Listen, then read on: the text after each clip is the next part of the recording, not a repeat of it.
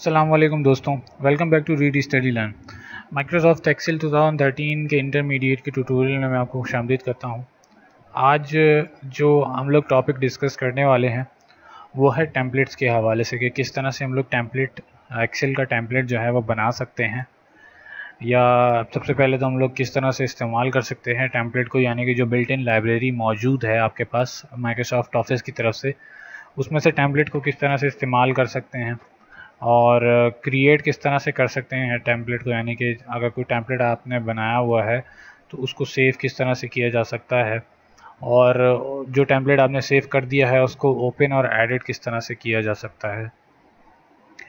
तो सबसे पहली चीज़ तो ये है कि एक्चुअली टेम्पलेट और वर्कशीट में डिफरेंस क्या है। वर्कशीट जो होती है आपके पास, उसमें डिफरेंस ये होता है कि आपकी जो वर्कशीट है वो एक तरह से सेल्स और कॉलम्स के ऊपर एक ब्लैंक वर्कशीट आपको जो है वो, यानी कि न्यू एक तरह की वर्कशीट जो होती है आपकी पूरी, इसके अंदर शीट्स वगैरह होती हैं, मल्टीपल शीट्स वगैरह मौजूद होती हैं आपके पास, उसको कहा जाता है वर्कशीट्स।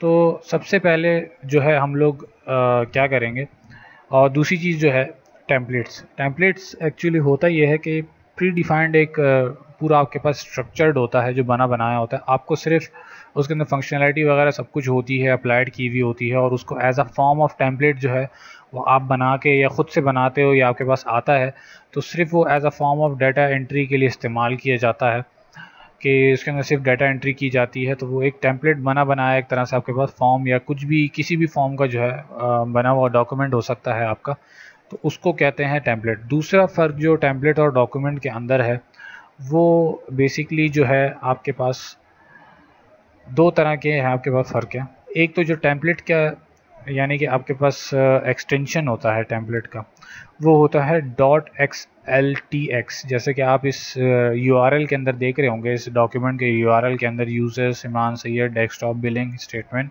1.xltx, ये इसका एक्सटेंशन है टेम्पलेट का।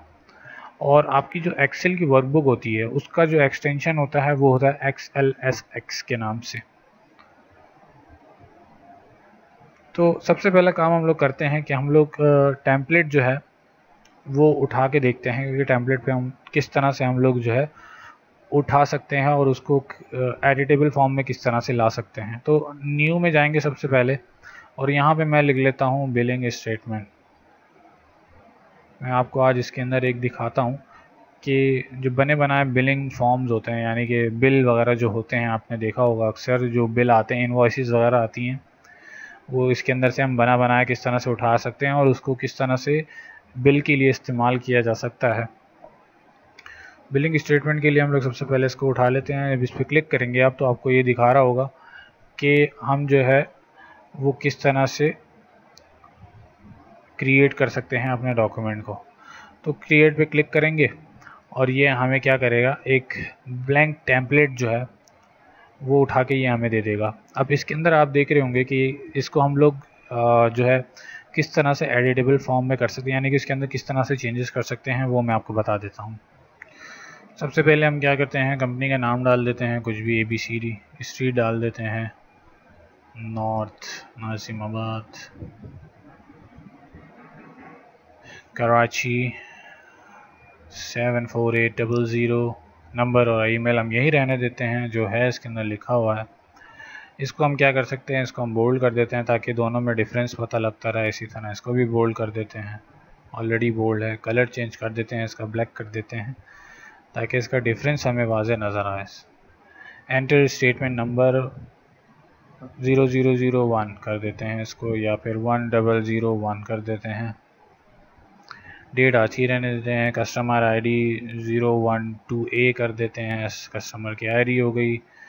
बिल टू नेम डाल देते हैं असलम खान, कंपनी नेम डाल देते हैं उसका, ABCD, स्ट्रीट एड्रेस कुछ भी नहीं है, इसको 0 कर देते हैं, इसको ब्लैंक कर देते हैं, इसको भी ब्लैंक कर देते हैं और इसको भी ब्लैंक कर देते हैं। तो ये ऊपर की डिटेल हो गई सारी की सारी हमारे पास टेम्पलेट के अंदर। अब आ जाते हैं हम अपने इनवॉइस के आइटम्स के ऊपर। अब इसके अंदर किस तरह से काम किया जाएगा, पहले तो डेट डाल देते हैं, करंट डेट डाल देते हैं 3/10/2016। टाइप हम डाल देते हैं सॉलिड टाइप है। इनवॉइस नंबर 010001, ठीक है। डिस्क्रिप्शन हम डाल देते हैं कैमरा। अमाउंट हम इसकी डाल देते हैं $1000। पेमेंट हमें कितनी रिसीव हुई है, $1000। बैलेंस कुछ नहीं है, बल्कि बैलेंस अभी होगा क्योंकि अभी पे नहीं किया उसने। अब दूसरी रो क्रिएट करने के लिए बैलेंस पे आए और टैब का बटन दबा दें तो इसने ऑटोमेटिकली दूसरी आपकी रो जनरेट कर दी। सेम वही चीज़ ले लेंगे हम, यहाँ के बाद डेट ले लेते हैं, कॉपी कर लेते हैं और पेस्ट कर देते हैं। फिर सॉलिड है, invoice number copy paste, camera था अब डाल देते हैं लैपटॉप, $2000 डाल देते हैं। इसी तरह से फिर हम टैप करेंगे और थर्ड रो क्रिएट कर लेते हैं 3/10/2016। फिर सॉलिड है, फिर 1001 है और इस बार हम डाल देते हैं क्या डालें, प्रिंटर डाल देते हैं और इसको हम $500 कर देते हैं, बल्कि $500। अब देखा आपने कि कितनी, जैसी आप यहाँ चेंजेस कर रहे हैं ये वही चेंजेस इसने यहाँ पर करी है। टोटल अमाउंट जो है आपके पास इतना है, डेट इतनी है, स्टेटमेंट नंबर इतना है, कस्टमर आईडी इतना है और यहाँ पे कस्टमर का नेम इसने नहीं लिया ऊपर से। तो कस्टमर का नेम जो है इसने क्यों नहीं लिया, वो मेरे ख्याल से हमने कोई फील्ड ऊपर छोड़ दी थी जिसकी वजह से इसने यहाँ पर कस्टमर का नेम ले लिया। तो हम डाल देते हैं खुद से असलम खान डाल देते हैं, ठीक है। ये आपकी इनवॉइस देख रहे हैं आपने, इनवॉइस आपकी पूरी की पूरी बन गई। अब इसको सिंपल क्या करना है, आपने सेव कर देंगे तो ये आपसे फिर से पूछेगा कि कहाँ सेव करना है आपने। हम इसको लोकेशन दे देते हैं कंप्यूटर के अंदर कि भाई डेस्कटॉप के ऊपर सेव कर दो बिलिन के नाम से, और इसको मैं कर देता हूँ सेव। अब ये जो टेम्पलेट था ये अब सेव हो गया है डेस्कटॉप के ऊपर, ये रहा बिलिंग के नाम से।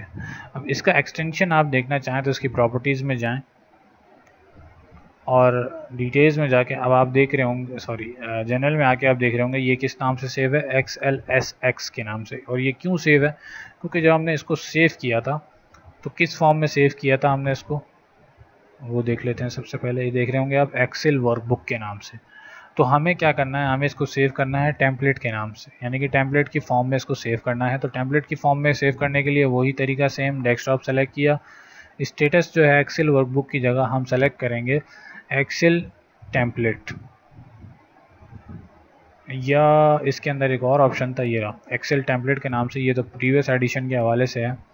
हम लोग क्या इस्तेमाल करेंगे, एक्सेल टेम्पलेट इस्तेमाल करेंगे और डेस्कटॉप के ऊपर, हमारे डेस्कटॉप के ऊपर जाके बिलिंग के नाम से इसको सेव करके यहाँ से क्लोज कर देते हैं। अब देख लेते हैं कि इसने क्या नाम दिया। अब देख रहे होंगे कि दोनों आइकन्स भी डिफरेंट है, तो इसी से पता लग जाता है कि ये वर्कबुक है और ये एक्सेल टेम्पलेट है।